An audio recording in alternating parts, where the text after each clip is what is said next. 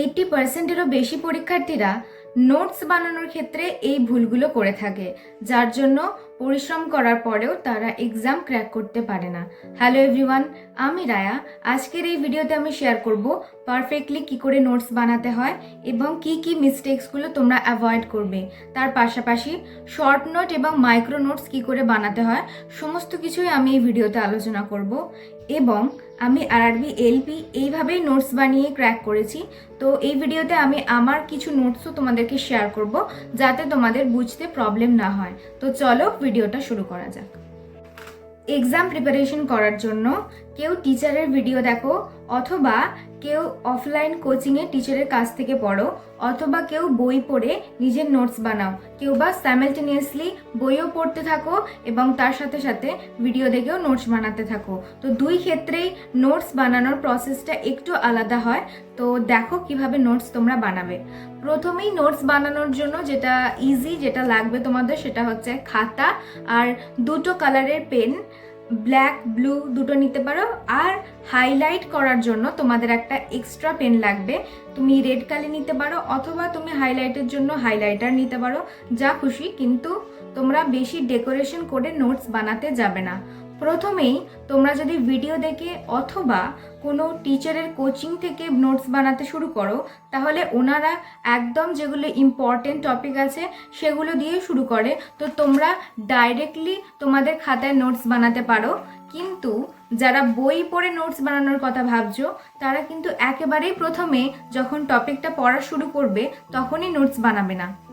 কারণ আমরা যখন প্রথম কোনো টপিক পড়ি, আমাদের মনে হয় যে প্রত্যেকটা জিনিসই ইম্পর্টেন্ট। তো সেই ক্ষেত্রে আমাদের নোটসটা অনেক বেশি ভাস্ট হয়ে যায় এবং রিভিশন করার সময় অনেক বেশি প্রবলেম হয়। তো বই পড়ার ক্ষেত্রে প্রথমে তুমি পেন্সিল দিয়ে আন্ডারলাইন করবে, একবার রিভিশন দেবে যে কি টপিকগুলো পড়া হলো।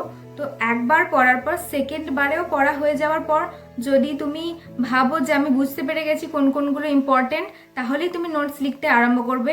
নইলে সেই চ্যাপ্টারের প্রিভিয়াস ইয়ার কোয়েশ্চেন একটু দেখে নেবে যে কোন টপিকগুলো থেকে বেশি আসছে, তারপরে তোমরা নোটস বানাতে আরম্ভ করবে। এবার বলি, তুমি যদি টিচারের ভিডিও দেখে বা লেকচার দেখে নোটস বানাও, অথবা বই পড়েই নোটস বানাও, কোনো ক্ষেত্রেই কিন্তু নোটসে পুরো সেন্টেন্সটা লিখে করবে না।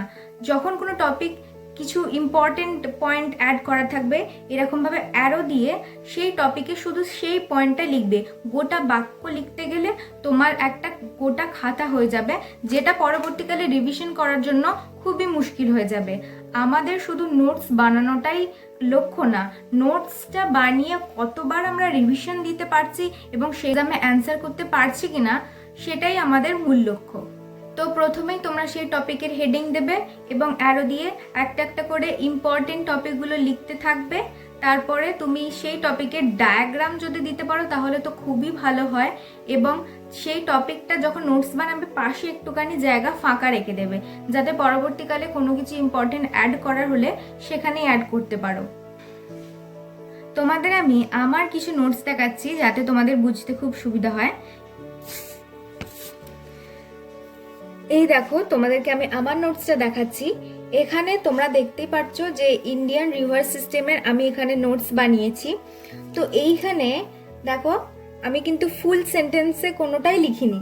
এখানে ইন্ডিয়ান রিভার সিস্টেমের মধ্যে হিমালয়ান রিভার আর পেনিনসুলার রিভার আছে, যেখানে আমি অ্যারো দিয়ে ডায়াগ্রামের মাধ্যমে এঁকেছি। এইখানে দেখতে পাচ্ছ যে ইন্ডাস রিভার সিস্টেম আছে, এখানে আমি একটা ছোট্ট করে ম্যাপও এঁকে নিয়েছি। এই যে নোটসটা, এটা তোমাদের মনে হচ্ছে যেন খুবই কনজেস্টেড, খুবই হিঞ্জি করে লিখেছি, কিন্তু এগুলো আমার যখন প্রথম নোটস বানাই, এখানগুলো সব ফাঁকা ছিল। এই যে এগুলো আমি ফিল আপ করেছি, পরে যখন আমি কোয়েশ্চেন অ্যান্সার করছিলাম, এইগুলো সেখান থেকে আমি অ্যাড করেছি। তো দেখতেই পাচ্ছ তোমরা,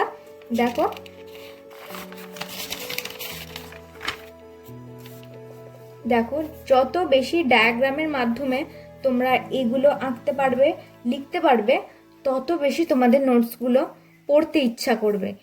কিন্তু এত বেশিও ডায়াগ্রাম লিখো না যাতে তোমার পড়তে অসুবিধা হয়। তোমরা কোনো কিছু শর্ট ভাবে লিখতে পারো, যাতে তোমাদের নোটসটা আরো ছোট হয়। তো এইভাবে তোমরা শর্ট নোট বানাতে থাকবে।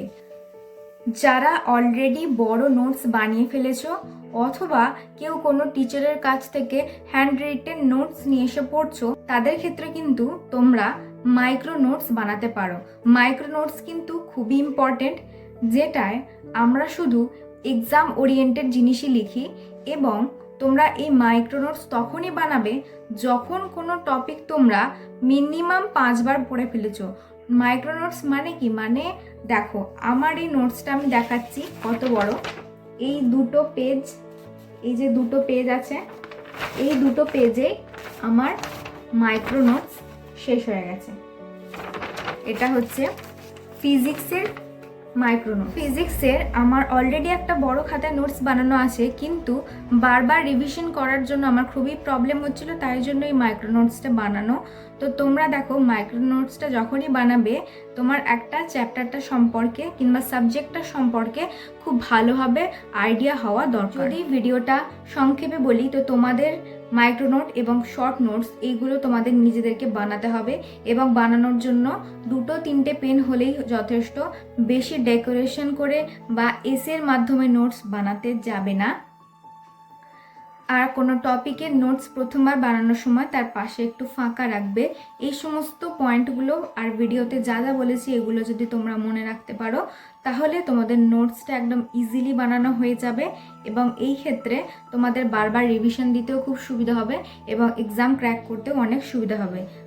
তো আজকের ভিডিওটা এখানেই, দেখা হচ্ছে পরের ভিডিওতে। Thank you so much.